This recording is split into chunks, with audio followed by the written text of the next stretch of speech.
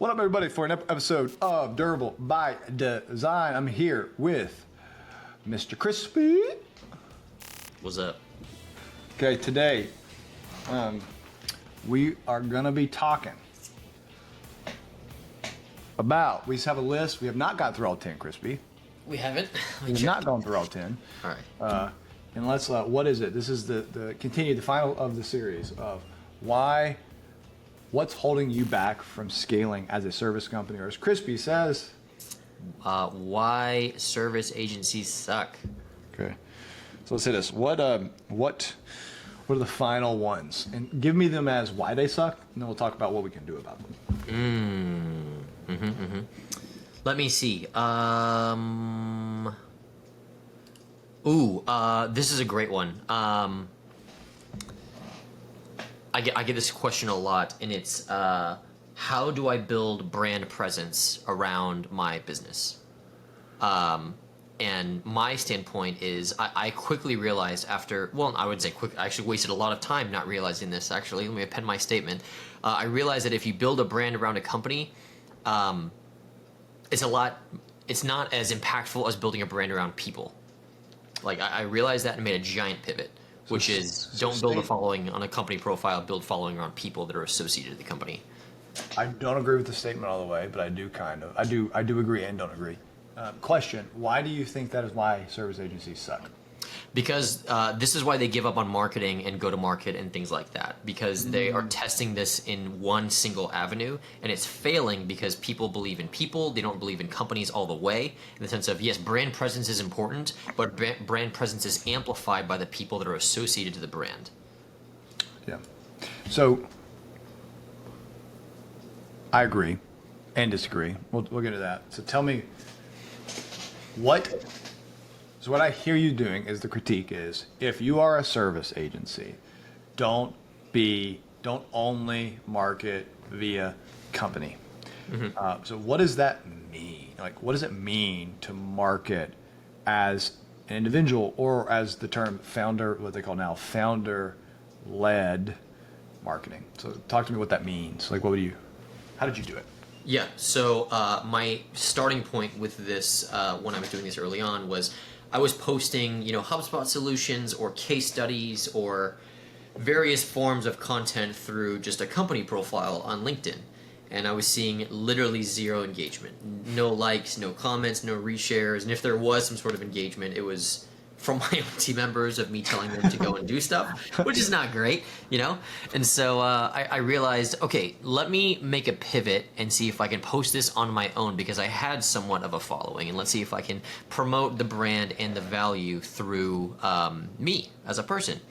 And it was immediately impactful, in the sense of it began to establish foundation for thought leadership, right? You were seen as an expert in the ecosystem, which amplifies as you continue to follow this process. Number two is it made it really easy to sell, because I could point to examples of where I've shared previous versions of solutions that I've implemented for customers, or people would find me through my network and come to me with the solution that they saw through someone else.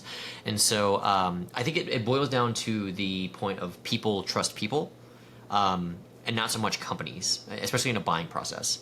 Okay. I agree with this. I'll get specific things, because there's specific things you did. There's specific things I did. When I started from day one, I agreed with that. I was like, there is... I came in from a different plate. It was before all this founder. This was before we really switched to it, and I was just like, I do this often, for better or worse. I hate getting cold calls, so I'll never cold call. Yep. I hate reading company post. I always scroll past them. I'm just never going to do it. So when we did our RP, I think I had 500 connections, maybe 750. I just started, hey, I'm just going to start ripping Salesforce. So with our play. And I just started talking about HubSpot and talking about essentially what you did every single day. I was like, I'm going to do this for a year. I'm a hard commit and just execute. And it was beyond any expectation I ever had. It works. Founder-led works. People want people. It only gets more with AI. Now, I did, and there's specific things that we did, and I'll do it really quick, because I want to go to what would you do now? You have specific things like the HubSpot community you're posting on, answering questions. I didn't do that as much. I know you did. Yeah. I went into things like Wizard of Ops and RevOps Co-op, and I would go into those places, and I would have a tag. Anytime HubSpot showed up, I would solve it for them. I would send them a Loom video of how I would solve it. I would DM them, and then I would put them on LinkedIn. I would do everything, and I just surrounded them with my presence and how I'd solve that solution. And often it wasn't them that I got a deal from. It was them 2 months from now from a friend about the solution I did that would DM me on LinkedIn. And so there's a reality of being those places, solve, and then I would take the things I solved and then I would turn it into LinkedIn posts. Like solving HubSpot problems became nothing more than posting about solving those problems. Now, if you were today, and it works, like do that. If you don't do that, you're not trying. In my opinion, I'm gonna say, if you're not doing that, you're not trying. Yeah. What would you do differently than that? Like, how would you do it today if you were starting an agency? Yeah. I don't think I would do it differently from the way that I did before, because I don't think there's enough people that actually do it that way. Woo! Let me say, I actually agree with this. I was talking to somebody, and they said, I just feel uncomfortable. And I'd be like, yes, it does. It's painful. And that's why it works so darn well. I know. Yeah, it's effective, but it's tedious. But it's impactful. Like it's all these things together. But yeah, I wouldn't change the way that I did. I would do it the exact same way that I did before, because I still don't see people doing this. I see it sporadically in the sense of like the idea of filming a solution via Loom and sharing it publicly is not done enough. And I think it's because there's insecurities from HubSpot partners on like, why should I share this if I'm like, they treat it as IP almost, which is just not the case. Okay. This is good. This is my thought from this. And I think it goes, so I'm going to sit in this for a second, and I'm going to go to this next. I have another reason agencies suck, and I'll talk about it in a second. Okay. People-generated content is better. Do everything you can to create. I believe this so much, and so what would I do different? When I started Super, I made it a job requirement that you have to post and create content. Like you think it's crazy. I actually that is, and Chris speaking here, I said, hey, you must be willing to participate in the content. Every developer must create a Loom video that we share. Yep. Every sales rep must do a minimum of 3 posts per week, or you can't be on the team. And that's the only activity. Like, do I make calls? Nope. Your only activity is I went 3 posts. I want you to hit quota. I'm like, what? I'm like, yeah. So I believe it so much. If I was doing it again, I would actually make it a job requirement. And it's more than posting. It actually creates a better solutions, because to talk about it means you have thought about it. It actually, it's just like this beautiful. It's like journaling, and the practice of journaling. It's not the writing itself. It's the fact that you're doing the process over time that it creates. It's very powerful. It's totally underestimated, like the outcomes that creates. It's like you become by doing it. Yeah, absolutely. I mean, it's there, and this is where like Caleb King on our team defines this in a beautiful way of the power of surround bound and why it's good for multiple entities. It's good for the business and the branding of the business and the credibility. It's good for you as a person in your career pathway. It's good for those in your network to learn from your solutions that you're bringing to the table. I mean, it's impactful, and it amplifies as you continue to do it. And so, so we call it surround bound. Sometimes people are like, Matt, why do you talk? We have a whole thing on surround bound. I've actually changed it because I don't think people get it how important it is. I call it surround bound. Like, you need to surround. Bam. We have I'm going to say this. As part of, and I'll say this for anybody listening to this as a super partner, we will start teaching you how to do this. Because it is a competitive differentiation. And we have built our entire go-to-market around this concept. So let me give you an example. I'm looking at right now, our competitors, how many posts do they do per week? 1 or less than 1. All right. 3. Yeah. From their company page. Yep. How many posts do we do on just a random given, not like there's no launch happening, it's not inbound? How many do we do? Just think for a second. In a week? In a week. Well, Do in a day. How many do we do per day? On average? 3, 2 or 3 per day, if I had to guess. Wrong. Is it more? We do 5 per day on average. Holy shit! I didn't know that. So let me give you the part of the tactic is like so crispy shares, company reshares. Matt shares, Oh, yeah. company reshares. Caleb shares, company reshares. And this is why I say I disagree. Dude, company posts are freaking magic. They suck so bad. Here's the strategy. Go look at Super. And I promise they're great. They're great. They're actually good posts. And it took me a while to like figure this out, dude. In HubSpot, it's pardon me actually. It's one-line sentences with a meme. You should your company should be more human than the humans. Yes. And how do you do that? You got to be the opposite of formal. You must be absurd. Yep. And so I know it sounds weird. It's like, what? No. Your company post should not be nothing formal, nothing teaching, nothing how to, straight do you even lift, bro? And then have a HubSpot a meme about trying to lightweight and have a HubSpot. Yeah. And just make fun of things. Period. Yeah. I agree. Authenticity is underrated and not focused on enough. And I have struggled with that even with my transition is like let my flower blossom, you know what I mean?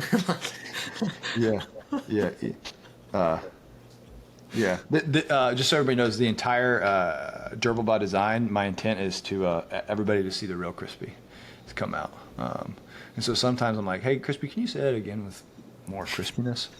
Why agencies suck, number 2.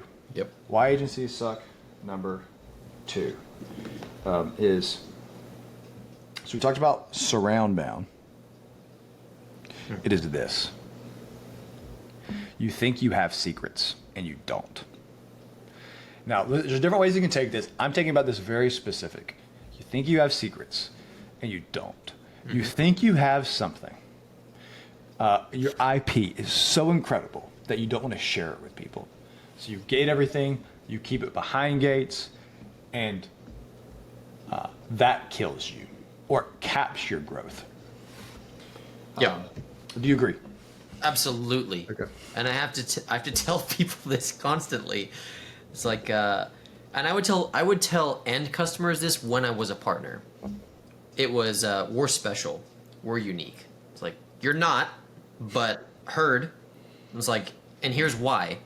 And so with partners specifically, it's almost like I think of it as a painter, right? As HubSpot partners, you are all painters, right? Just because you paint a canvas a certain way doesn't mean that you own painting. And doesn't mean that you own that portion of the way this is painted. That's not how it works at all. There's 6,000 partners globally, all delivering the same exact service. So, an example would be if I went to 10 partners of all different tiers, all different business sizes, and said, build me a B2B SaaS HubSpot instance, Sales Hub, 5 users, blah, blah, blah. I would likely get the exact same product to a degree of 95%, between all 5 of those. And the difference is, what we talked about before, is the experience is really what differentiates them. But ultimately, the idea of this build is why I'm special. This build is why I am the best and why we're unique and special. It's it's not. Yeah, I give an example of RP, because I know when I was building, is I fought this battle so much, specifically with delivery, is I would say, hey, we need to give everything, our best way of winning clients is to give everything away for free. So what I did, and it was me forcing it. This was not easy. There will always be a fear to this, and I'm telling you, get over it. Push through. It is. I gave away the way we hired. I did a full process. You can go look at it today. How to hire HubSpot Jedis or something like that, super admin, whatever it is. As our process on that, I gave a link out to our criteria and how we judge people. And we used to we say, hey, we will hire the best people. That's not a competitive advantage. I did a full process on here's how to create It's like it's like this full 9 hour, 10 hours of content on here's exactly how we think about creating process and how we do the bow tie and how we build everything and how we think. Mm-hmm. I went publicly. Here's how we create customer life cycles because it was broken and how you can fix it and do all this different, like here's how we fix this. And we show it. I know for a fact because they ended up hiring, I ended up coming over from other companies hiring. It's like, hey, we had somebody, like we hired somebody from India to come and replicate what you built. And we kind of got close to it. I know for a fact that happened. Yeah. I don't care. We never lost a deal because of it. It does not matter. What matters is more than giving everything away is, do people think you're the best at the thing you do? That's how you win deals. And I don't care if someone can do what I can do. I care if I win the deal. Mm-hmm. And so we won the deals, right? And then the delivery, like, execution matters more than anything else. Yeah. Yes, and I think there's also, in my experience with how I've mentored other HubSpot partners, this is like pre-super days. They would ask me, "Hey, how did you do this?" It's like, here's exactly how I did it, and here's the template that I used to deliver this. And what ends up happening is I found very quickly that people either accept it, right, look at it, and then do nothing, right, or they take it and run with it, and then they're really successful. But most 90% of the time, they take it and do nothing. And this is where, from an entrepreneurship standpoint, part of that success that you mentioned is the execution of it and the tenacity to actually get after it and do something. And I found that is lacking in a lot of people. Say it with how Crispy would say it. If you're not ready to get the fuck after it, you're going to be viciously mediocre for the rest of time. Like, period. So I can set you up for success, but if you're not willing to put in the effort, like, I'm going to win. And I'm always going to win. So, thank you. There it is. So. Give us more of that, Crispy. Yeah. I know you. Sorry. Yes. So, my point is, give more for free, and you will win more deals. Mm-hmm. Give more for free, you will win more deals. People will come to you. End users will come to you and say, hey, I tried to do that thing. I have no clue how to do it. Give more than you think is reasonable, and they will come back and they will pay you more than you think is reasonable. I'll say it again. Give more than you think is reasonable, and people will pay you more than you think is reasonable. Yep. That's called exchanging value. Bingo. I'm in there. Okay, Crispy. What is one thing nobody knows about you? Ooh, I am a huge fan of like 70s disco. I actually have a Bee Gees album right here. It's a signed Bee Gees album, Saturday Night Fever. So yeah, big fan of 70s disco. Disco. Yeah. Okay, we will explore more about what that means in a future episode. Thank you, everybody. Appreciate y'all. Stay awesome. Keep doing it big and never stop believing it.